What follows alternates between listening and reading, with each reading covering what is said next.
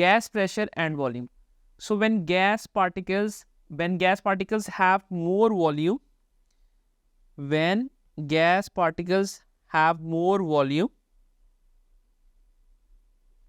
so what happens? This is the example of a more volume. More volume means they are in a more space. So these are the gas particles. These particles are the gas particles. So what happens? They have more amount of space available. So whenever they have more volume, they collide less frequently. Whenever they have more volume, they collide less frequently with each other. They collide less frequently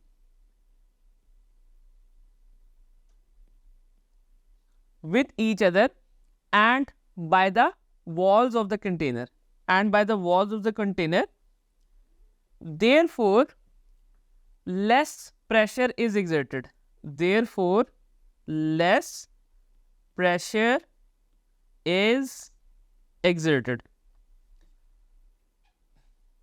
So what happens if we decrease the volume? Like, see the volume over here, like it has more space, whereas now this is basically this thing is known as piston. So what happens now? This piston is pushed downwards.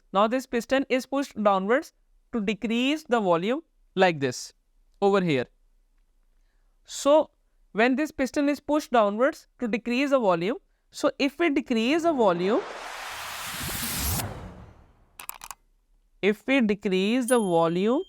the particles have lesser distance and come closer to each other. So now the particles have lesser distance. We can see in the figure as well. They have lesser distance available between them and they are closer together. As a result, they collide with each other and by the walls of the container more frequently. So when they collide more frequently, more pressure is exerted. So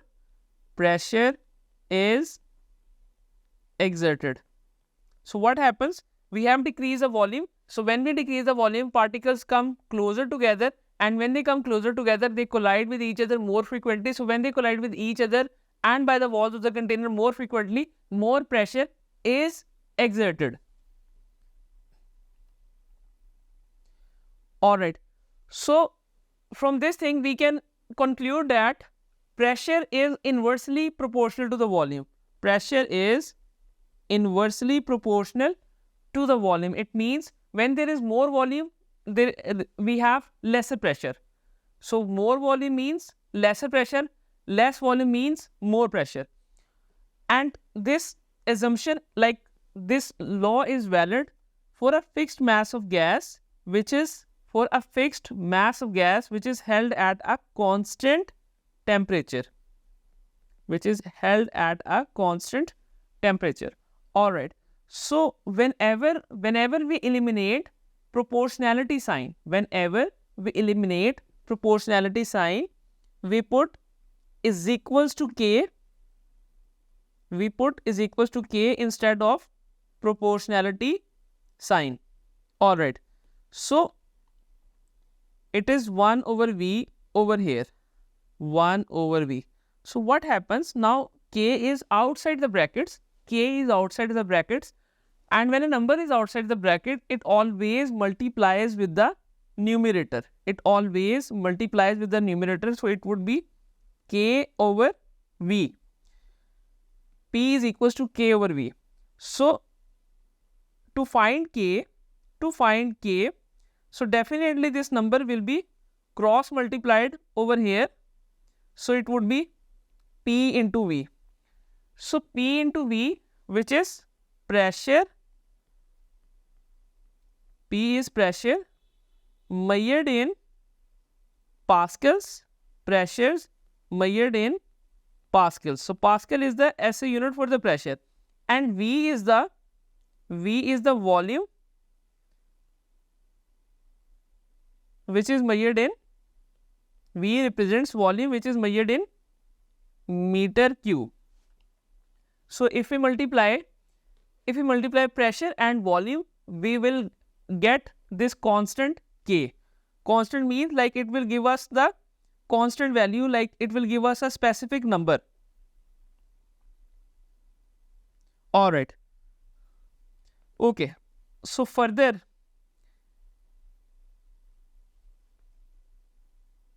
so here we can see that pressure times volume, pressure times volume give us a value for the constant. It will give us the value for the constant which is represented by K. Alright. So in this scenario, here in this scenario we have less pressure. So here we have less pressure, but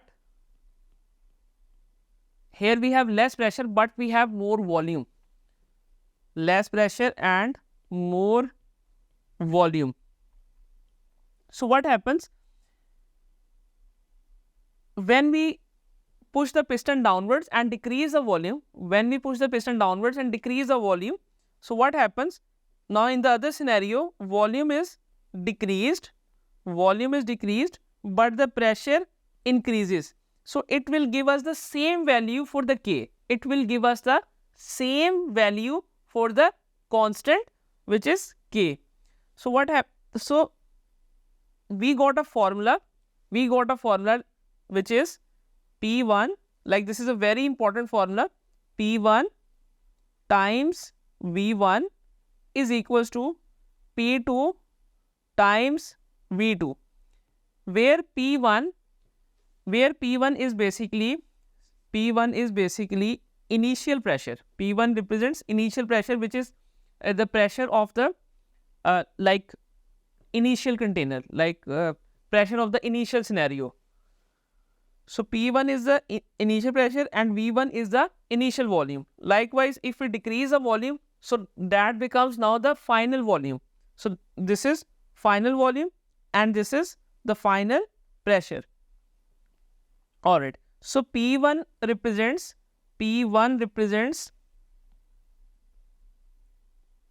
initial pressure,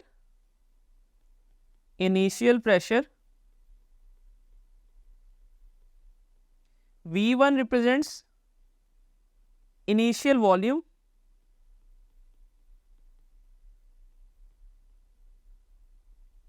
P2 represents final pressure and V2 represents final volume. Final pressure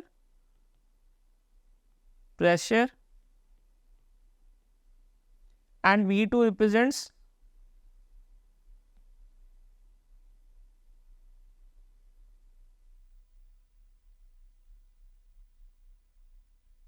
okay. So basically V2 represents final volume.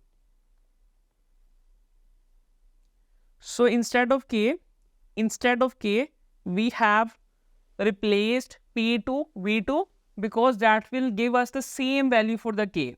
So that's why we got a formula P1 times V1 is equals to P2 times V2. Alright.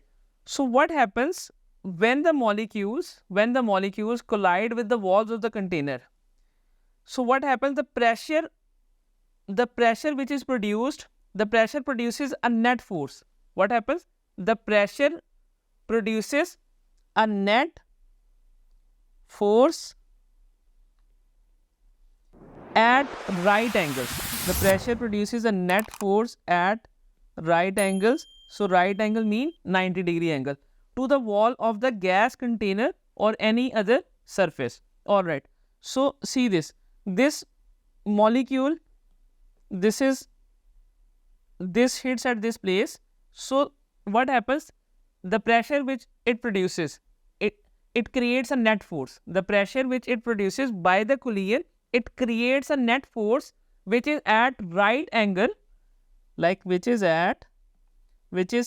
force is at right angle to the wall of the container. See this. This is making 90 degree to the wall of the container. So this force is making 90 degree to the wall of the container. Alright. So the point here is the pressure produces a net force at right angles to the wall of the gas container on any surface.